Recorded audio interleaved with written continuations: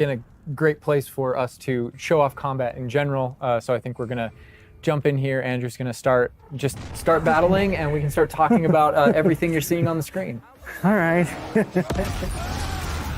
Oh, they just Avada Kedavras right away. Oh my God. We're starting off strong. Oh my God. Was that Kujiro? Oh my God. That's so cool. Yeah, so that you'll notice right away, like when we use Avada Kedavra, that guy's health bar went from instant to 0, and we really are trying to honor the way Avada Kedavra works in the game, even in some pretty extreme situations. You'll notice that like the meter takes up a lot longer to a little kind cooldown. of build up as a way to kind of deal with its extreme power, just so that it's still fun to use. And then there's some ways that we'll probably talk about to adjust that.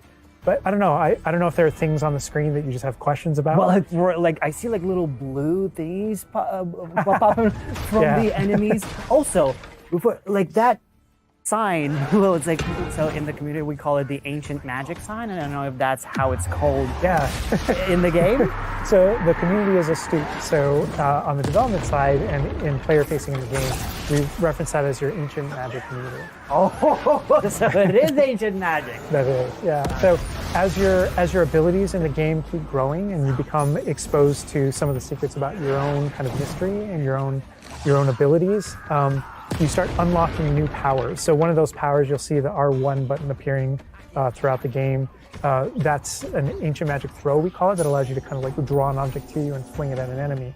Okay. But whenever you see the R1 or the L1 plus R1 appear over somebody's head, that's an ability to cast a very devastating and powerful ancient magic spell to do a ton of damage against the character. I see. And the way that manifests itself depends on the type of enemy that you're fighting. And you'll see a wide variety of enemies in here that are pressuring the player in different ways. You'll notice there's abilities that kind of bubble up under the player as he's fighting that force him to move. And there's different ways that we want the player to kind of move around on the battlefield. And that's actually a good link to the ancient magic meter in general. And the reason I say that is because as you're doing different things in combat, you're protegoing and you're doing different abilities and you can kind of spec into it with your talents, there are different ways to get that meter to build faster and faster. So one of the most effective base ways to build up that meter fast, that way you can launch these devastating attacks whenever you want to, is to actually perform combos. So you see that combo appearing, and it's almost like your emotions are building up, and then basically that builds up enough that you can attack someone. But as the combo meter builds up, at some point you strike someone and a piece of their magic kind of falls out of them. You'll see the blue orbs in the game world, and there's something that only you can see in the narrative, in the world. And it's another reason to move around on the battlefield. If you can go up and collect those things and suck them in, they give big jumps to that ancient magic meter as we're playing. We're talking a lot about spells and magic here, but I think there's another huge component of combat, and that is the tools that you can bring to combat as well to kind of change the way you play. And I think Mackenzie knows a lot about what's going on with the plants and potions. And so the tools are really interesting because they're basically like a prior investment. So you can bring the potions and the plants that you grow in the Room of Requirement to combat to essentially kind of help you defeat enemies a lot quicker and more efficiently. So some of the tools that you'll see here are like the rock skin potion. So that is something that basically covers your skin in this like rocky material that reduces the incoming damage that you're receiving. So against big enemies, hard-hitting enemies like trolls, that's super helpful. Oh my God, she's just destroying. The troll just collapsed from whatever the kid. Obviously, we have the Wiggenweld potion as well, which increases your health. And then we have the focus potion. So when Alan talks about having to balance Avada Kedavra with a long cooldown, because obviously it's an instant kill, one thing that you could do is brew a focus potion, and that will increase how quickly your cooldowns regain. Right. Oh my God. There's just so much like versatility, like in what the character is doing to the troll right now. Like he's just bouncing around the arena. He's like not. And the troll makes him move around too, looks like. And I love that our plants are violent. Yes, and so that's like when we're talking about the setup of the arena, you also have plants that you can fight with. And so we have things like the venomous tentacula that you can put down, and it acts like a turret, and it just kind of shoots enemies around the battlefield. That is so cool. This is like a truly like Hufflepuffian way to approach the battle. Yes. No, that was super important to us, that there were these like multiple ways. And so you can see there's a ton of different things you can use.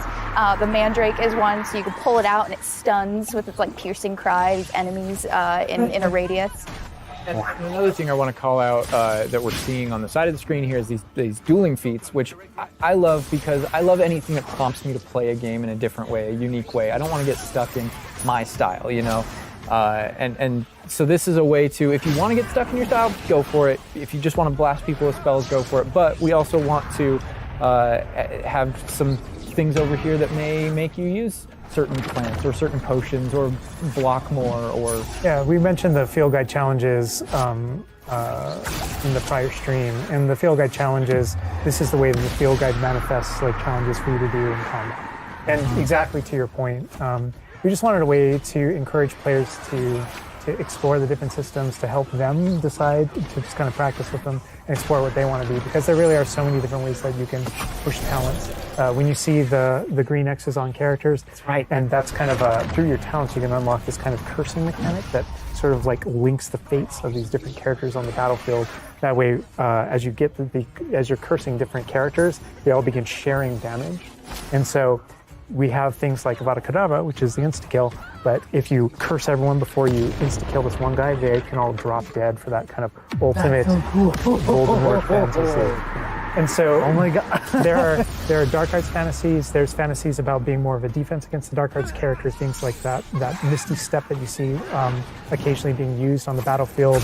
And we can also spec into our potions and plants to make them more powerful and more efficacious. So it's all about which type of player you feel like you are and whether or not you want to play with prep on the fly or with deliberation, and those are all different options. That is so cool because like it's like I see so much like going on the stream, just so much complexity, and I want to just try it myself, like which style works best. I mean, I feel like it's the dark arts is going to be the easiest.